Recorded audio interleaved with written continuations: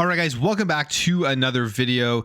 Lots to start off this week in terms of gaming news, from some comments from Take-Two and Xbox Game Pass to some reveals or leaks, I guess you could say, for Starfield and for Call of Duty Black Ops, as well as some more information on Doom, the Dark Ages, plus more things. But before we do get into it, if you do enjoy daily gaming news and content, make sure to hit that subscribe, hit the like, and also check out my link to my Spotify in the description. So as we know, Grand Theft Auto 6 is on its way, and it's going to be the biggest game when it releases. We've seen Grand Theft Auto 5 go over 3 generations now, going from the Xbox 360 all the way up until now, and it is such a massive moneymaker. It sells so many copies and literally just carries Take-Two with the amount of money that that game brings in. I mean, they also have some other big ones, but Grand Theft Auto is their main hitter, and there have been Take-Two games as well as Grand Theft Auto 5 within Xbox Game Pass, but we have some more comments here from Strauss Zelnick and releasing games from them into Xbox Game Pass. This is what he says. It's an interview with GameIndustry.biz. And he was asked if he thinks Black Ops 6's arrival in Game Pass would change consumer habits. He says, "I think that's offering a frontline title with a premium price in a subscription service day and date will push consumers to that subscription service for at least a period of time." And I agree. Definitely people are going to be subscribing to Xbox Game Pass at least when it launches and be playing it as long as they want to play it, and potentially stay on the service when they see all of the other great content in it. Or you'll have people as well drop off once they're done playing Call of Duty, or maybe just go and purchase the game when it goes on sale or something and then unsubscribe to Xbox Game Pass. But there will also be tons and tons of sales across all of the other platforms. I still think Call of Duty Black Ops 6 is going to be the best-selling game, even though it is in Game Pass. It'll be very interesting to see those numbers, because that will really form the narrative going forward as to what happens when you put a huge premium title like that day and date into Game Pass, a title that sells on top of the list every single year. Now, we know that Take-Two has put older titles into Game Pass, so it's like GTA 5 and Civilization. But day one arrivals will more than likely not be coming from Take-Two. And again, would make sense with his sentiment on something like Call of Duty Black Ops 6, and discussing games like Black Ops 6 going into Game Pass and whether that would change their mind. Zelnick says, "No, it won't affect our decisions because our decisions are rational." So whatever that means, however you want to spin that, for either it being a shot at Xbox or maybe just what he thinks about it in terms of a game like Grand Theft Auto 6, that game is going to sell crazy. It's going to push consoles because it's not coming out on PC day one. So there's going to be people going out there and buying consoles just to play Grand Theft Auto 6. And similarly to what we saw with a game like College Football 25, people literally ran out and bought Xboxes to play College Football 25, Xbox Series S's, because it was only on the console. So there's no reason to put that game into Game Pass. I don't even think that these companies would be able to offer enough money, or would it even be worth it for them to offer enough money to subsidize sales that would be cannibalized if they did put it into Game Pass, because there would be a huge bill. You would have to do that whole comparison as to whether it's worth it for the amount of money that I'm sure Take-Two would be asking to get it into Game Pass day one. Of course, people will be signing up to play that, but it is such a massive game, it makes sense for it not to drop in there. But we have seen their games previously drop into Xbox Game Pass. Grand Theft Auto 6, with its upcoming release, with things like the PlayStation 5 Pro potentially just around the corner, we're going to see how this game really does shift the market in a meaningful way, whether it is pushing more consoles, whether it is getting people to pick up the PS5 Pro, if it is the best way to play it, if it's the most powerful way to play it, all of that stuff. And how does it affect Xbox as well if the Xbox Series X does not run the game as good as the PlayStation 5 Pro? From what we're hearing about the PS5 Pro, it is going to be a major upgrade, so I will be surprised if there is a massive difference between the Series X and the PS5 Pro, but we will see again when that all gets announced and when the game does eventually get released. Now, when it comes to Xbox and ads, it's always something that is of a hot topic, and I think it's kind of ridiculous, especially the people that lose their minds with those full page ads because they have to press the B button on their controller to get past them. I mean, Xbox is advertising their first party games. They want people to know that they're available, and it makes sense to let people know, hey, this game is available right now on Game Pass. Go ahead and download it or go ahead and buy it. We're going to see that same thing probably happen with Call of Duty Black Ops 6 when it does release. But that isn't the only place where ads pop up. There are also ads within the dashboard, and whenever there's advertising, you see people kind of getting mad about this. And I've seen these actually show up on my dashboard. Not this ad specifically, but there has been a McDonald's ad, I believe. And this is what the controversy is about. Basically, this person tweets out, hey, Xbox, Microsoft, and Phil Spencer, Xbox P3, can we not have this on our Xbox dashboard, please? I'll happily put up with any game-related ads you want to throw up, and even the full-screen ads promoting games, showcase events, or sales. So that's kind of a reasonable take. It says, but not non-game-related stuff. Those can get in the bin, and you can see here the picture, and there is an ad for McDonald's. And I don't know. For me, I don't really care, because at the same time, we have such great value within Game Pass. We have free games just in the Xbox store, all this type of stuff. And Xbox is obviously needing to make money and subsidize it somehow. Ads are going to be a one way to do it. So I don't really care, but I can understand people being annoyed when they're starting to see random ads. Like if you were to see those blocks of ads in multiple places throughout the dashboard and it just makes it look shitty, then yeah, that would get annoying. But this one here,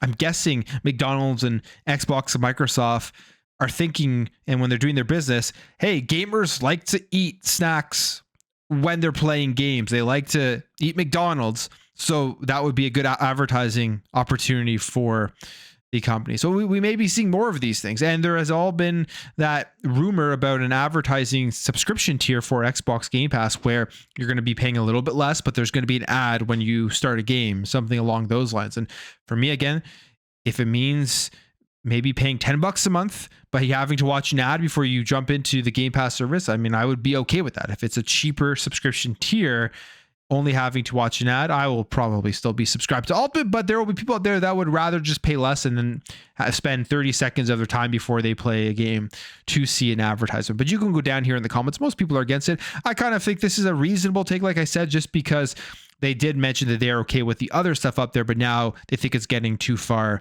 with these ads from non-gaming related stuff. What do you guys think about this? Do you care about this McDonald's ad on the Xbox dashboard? Now, Call of Duty Black Ops 6, the leaks have been crazy. And this is the first time in a while that I think the leaks have been this bad. You got to kind of ask yourself why. You see a lot of conspiracy theories going out there saying it's because it is the first time that it's going with Game Pass. It is the first major release after the acquisition of ABK. It did come off of a jailbroken PlayStation 4, but that's besides the point. These leaks are pretty crazy, and now this is a bad one, I would say. I think the other ones have been okay because it's just kind of showing people the gameplay and like the omnidirectional movement, and people are getting excited about it because it looks good. So I think that's building hype for it. But this one is bad because the entire Black Ops 6 campaign cutscenes have leaked online. So just be aware, if you're searching Black Ops 6 stuff, you may run into this. If you don't want it to be spoiled, keep your eyes and ears open and make sure that you mute or block or whatever you have to do to not see those cutscenes. I know I'm trying to avoid it at all costs because I'm excited to play this campaign. And as Call of Duty has been releasing over the last number of years, I always jump into the campaign first. I do find them fun. So hopefully it doesn't spoil it for me. But this leak, yeah, this is probably not something Activision wants out there. They have been issuing cease and desists and DMCAs and stuff for the content to get it taken down. Now, Starfield, we know that they are bringing vehicles, which is very exciting for a lot of people. A lot of people wanted this when the game did launch. When you're going across the planets rather than just having to run around, you can now drive vehicles. This is coming to the DLC, and it looks like we may have our first look at it for the Shattered Space DLC. This is a leak on the video giving more details about everything on how they work. So this says here, leaked images of video show dune buggy-like ATVs in action, confirmed to be part of the future update, most likely within Shattered Space coming in fall of 2024. And you can see it here. Kind of looks like a warthog a little bit. I don't know, maybe that's just me, but those are the type of vehicles you're going to be using to traverse the different planets. And I think this is going to open it up for a lot of people who are annoyed about not having this when they wanted to build things on the planet or just explore. They maybe thought it was too slow. This will be huge. So I'm pretty excited to try them out, but happy to see that, well, one, they're coming, which we already knew, but that it looks pretty cool, because here is the video and you can see like the first person view and the physics of it all, and it looks like it'll be pretty fun to drive around on a dune buggy ATV style of vehicle within Starfield. Now, one of the biggest games Xbox has in their first party catalog is Doom, or one of the biggest franchises is Doom. One of the biggest games is Doom: The Dark Ages, which is coming out. And QuakeCon, they showed off a trailer behind closed doors to people that were there. But now we have some more details about the game, specifically directly from QuakeCon. So the world is much more open than the previous games. There are 3 melee weapons: the flail, which collects ammunition, the mace, and the fist, which creates chains of electricity. They say that the saw shield can be used to traverse the map, which sounds pretty cool. The less verticality than Doom Eternal. Jumping is weightier and heavier now. They say comparable to the power armor in FO4 and in Fallout 4. So this, I think, is going to be maybe a slower Doom, maybe not as fast paced, when if they're saying is you're heavier and there's more weight behind it, and that will be an interesting thing to experience and see. So glory kill system has been reinvented. New weapons reveal double barrel plasma shotgun, single barrel shotgun, and you can nail enemies to the wall with the nail gun. The giant mech can be used several times throughout the campaign.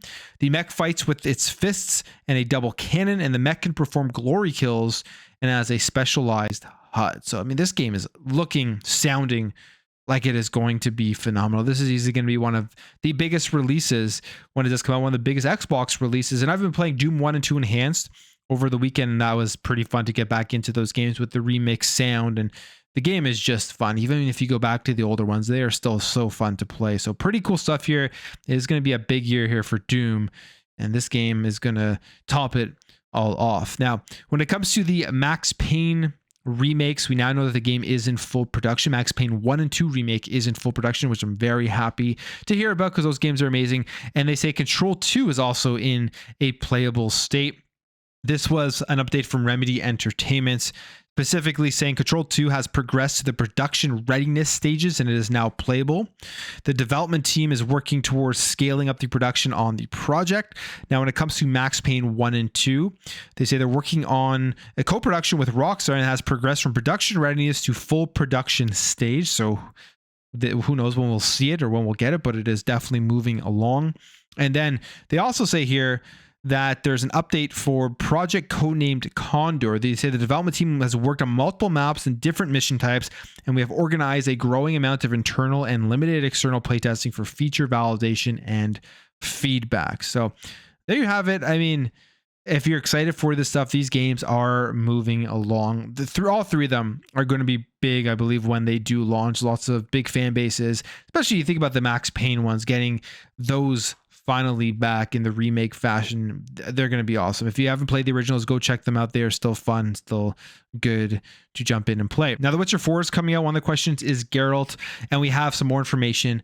We know he is not the lead character, but he will still be in the game, and this comes via the voice actor of Geralt. So it says here, speaking as part of an interview, Doug Cockle commented on the 4th game, which is currently in development at the Polish studio CD Projekt Red. It says The Witcher 4 has been announced. I can't say anything about it. We know that Geralt will be part of the game. We just don't know how much. The game won't focus on Geralt, so it's not about him this time. We don't know who it's about, but I'm excited to find out. So even he doesn't know what the game is going to be specifically about, but this is one of those generational style games that people are going to be looking forward to based off of how big The Witcher 3 was and how a lot of people got into the series with The Witcher 3. The Witcher 4 is going to be insanely massive, so it'll be very interesting to follow how people take a different main character for the game. Will they care? Will it affect the enjoyability? Will it affect the amount of people that play the game? All of that, it will be interesting to see. But just the fact that he's still in the game in some shape or form, something I'm happy to hear about. Now, we have a couple more things here, and these have to do with PlayStation, Naughty Dog, and we know what's been happening at PlayStation with studio closures and game cancellations and everything. The Last of Us Online was one of those games that did get canceled, which to me was kind of head scratching because the first one was pretty popular and you would have thought this would have been an easy games as a service multiplayer way to cash in on the just insane fan base of The Last of Us, especially with the TV show.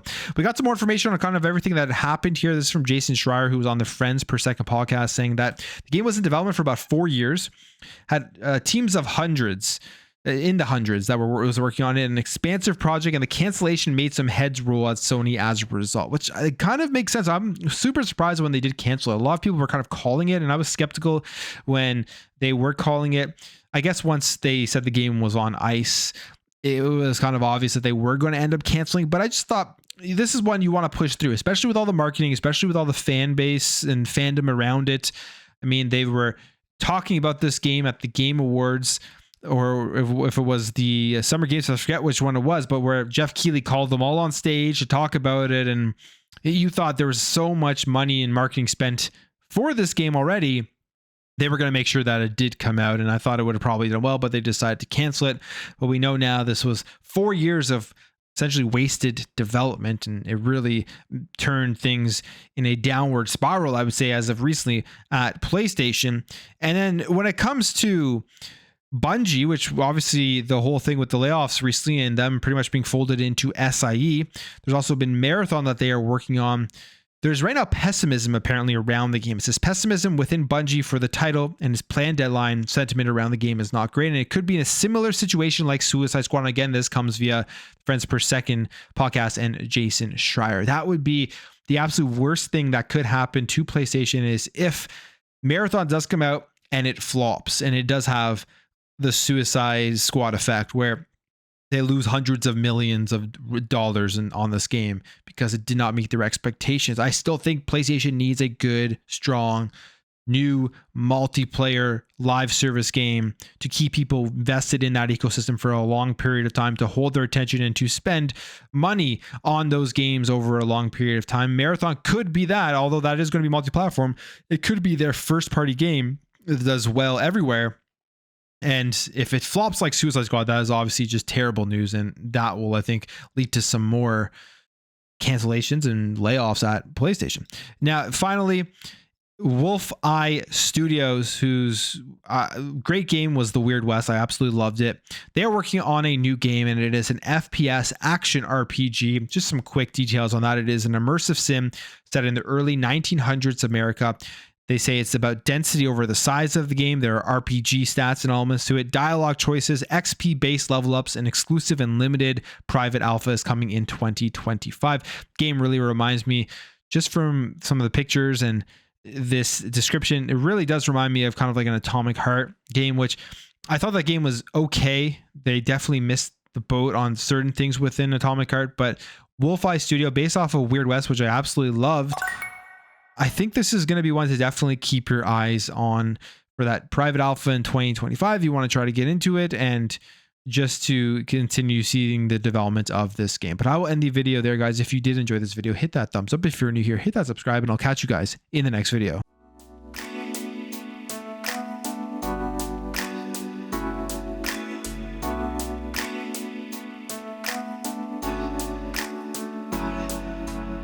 We'll be right back.